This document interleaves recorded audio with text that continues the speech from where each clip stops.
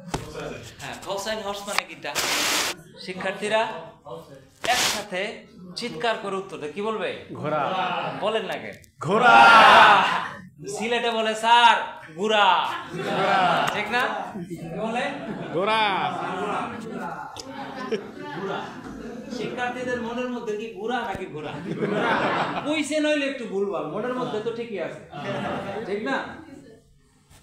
এবার স্যার কিন্তু টেনশনে পড়ছে, ফিরোজ স্যার, যে আমি বললাম বলবে ঘোড়া, বলে ঘোড়া, তো সমস্যা ছাত্র দেখতেছে। কারণ ইংলিশ ক্লাসে, বাংলা ক্লাসে, যে কোনো ক্লাসে উচ্চারণ উচ্চারণ ঠিক করে দেবে কাকে দিয়ে? শিক্ষার্থীদের দিয়ে। সুযোগ দিয়ে আরেকটা, আচ্ছা ঠিক আছে, এবার কোসাইন রাউন্ড মানে কিটা? মানে ঘোড়া।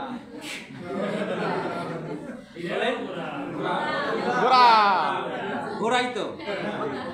আবার শিক্ষার্থীরা সব একসাথে বলতেছে স্যার ঘোড়া, ঘোড়া, ঠিক আছে? হইলো? স্যার এবার আরো বিপদে পড়ছে, ফিরোজ স্যার।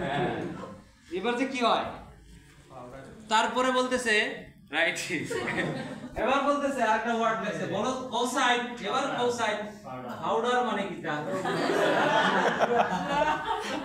বলতেছে কি? ঘোড়া, ঘোড়া। এইবার স্যারের ভান্ডারে তো আর ওয়ার্ড নাই, ঠিক করে দিতে হবে, ঠিক করে দিতে হবে না? কারণ প্যাডাগজির অ্যাপ্লিকেশন শেষ, শিক্ষার্থীদের কাছে জানতে চাইছে, এবার টিচারকে সাহায্য করতে হবে। এবার বলছে আচ্ছা ঠিক আছে, তোমরা ঠিক বলছো, কিন্তু উচ্চারণে একটু ভুল আছে, সমস্যা আছে। আসলে হর্স মানে হইল গিয়া, স্যারও তো সিলেটের, হর্স মানে হইল গিয়া লাফাইন্না গুড়া, ঠিক আছে?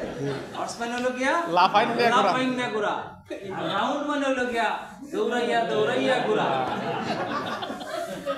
চক দিয়ে লেখে তো, চক দিয়ে লেখার সময় কি পড়ে না গুড়া? চক হাতে নিয়ে বলতেছে পাউডার মানে হইল গিয়া গুড়া গুড়া, ঠিক আছে?